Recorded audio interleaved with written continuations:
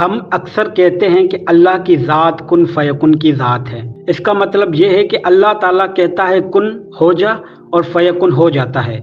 ویسے تو احادیث کے اندر صلوات و حاجات کی نماز کے بارے میں یہ کہا جاتا ہے کہ 2 رکعت نماز نفل ادا کی جائے اور پھر اس کے بعد ایک خاص دعا بتلائی گئی ہے، اس دعا کو مانگو اور اللہ تعالیٰ کے سامنے اپنی حاجت رکھو۔ لیکن اس ویڈیو میں آج جو میں آپ کو حاجت نماز بتا رہا ہوں، اس کو نماز کن فیکن بھی کہا جاتا ہے، یعنی آپ جیسے ہی اس نماز کو کسی بھی جائز حاجت کے لیے پڑھیں گے آپ کی وہ حاجت پوری ہو جائے گی۔ اس لیے اس نماز کو کن فیکن کہا جاتا ہے، کیونکہ اللہ تعالیٰ کے سوا کوئی نہیں ہے جو انسان کی حاجت روائی کر دے۔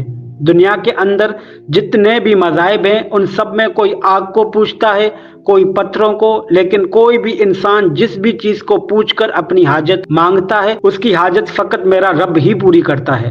پھر بے شک یہ بت پرست انسان اپنے بناوٹی خدا کو ہی کیوں نہ سمجھے، لیکن خالق و مالک اور رازق تو فقط اللہ کی ہی ذات ہے۔ اللہ تعالیٰ کی ذات ہر چیز پر قادر ہے، اس لیے چاہیے کہ جو بھی حاجت ہو اس سے مانگی جائے۔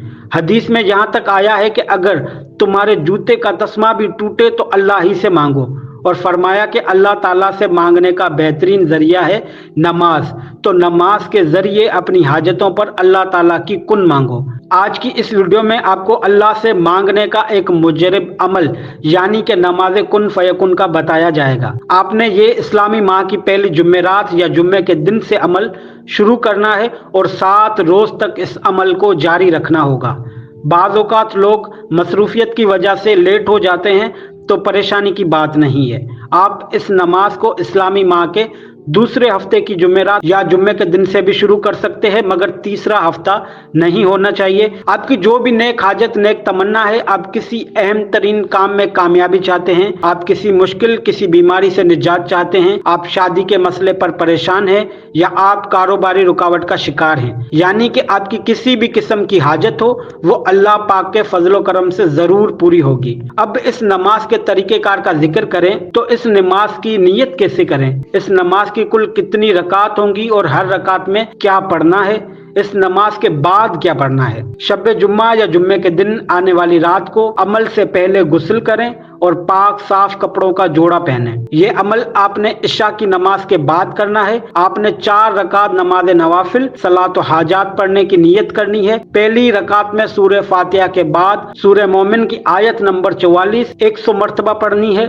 دوسری رکعت میں سورہ فاتحہ کے بعد سورہ صف کی آیت نمبر 13 100 مرتبہ پڑھنی ہے۔ تیسری رکعت میں سورہ فاتحہ کے بعد سورہ شورى کی آیت نمبر 53 100 مرتبہ پڑھنی ہے۔ چوتھی رکعت میں سورہ فاتحہ کے بعد سورہ فتح کی آیت نمبر 1 کو 100 مرتبہ پڑھ کر 4 رکعت مکمل کیجئے۔ بعد السلام کسی سے بات نہیں کرنی اور 100 مرتبہ استغفار کی تسبیح کرنی ہے، اور جب یہ تسبیح کر لیں فوراً سجدہ کریں اور سجدے کی حالت میں 21 مرتبہ یہ دعا پڑھیے جو آپ کی اسکرین پر دی گئی ہے۔ پھر جیسے ہی سجدے سے سر اٹھائیں گے اور بارگاہ رب العزت میں اپنی حاجت طلب کریں گے تو آپ کی وہ حاجت پوری ہوگی۔ بزرگان دین کا کہنا ہے کہ نماز کن فیکن کو مکمل کر کے جیسے ہی آپ سجدے سے سر اٹھاتے ہیں اس وقت سے ہی اللہ تعالیٰ آپ کی حاجت روائی کے وسائل بنا دیتا ہے۔ اس لیے کامل یقین اور نہایت عاجزی سے ادب کے ساتھ دعا مانگے، اللہ تعالیٰ اپنے فضل و کرم سے آپ کی ہر حاجت پوری فرمائیں گے، آپ کی تمام دعاؤں کو قبول فرمائیں گے۔ مگر جو شخص یہ نماز ادا کرے وہ ان شرائط کا ضرور خیال رکھے اور ان شرائط کو اپنی دنیاوی اور آخرت کی زندگی پر بھی ضرور لاگو کرے، جب جا کر یہ نماز آپ کے لیے بہت ہی مؤثر ثابت ہوگی۔ اللہ آپ سب کا حامی و ناصر۔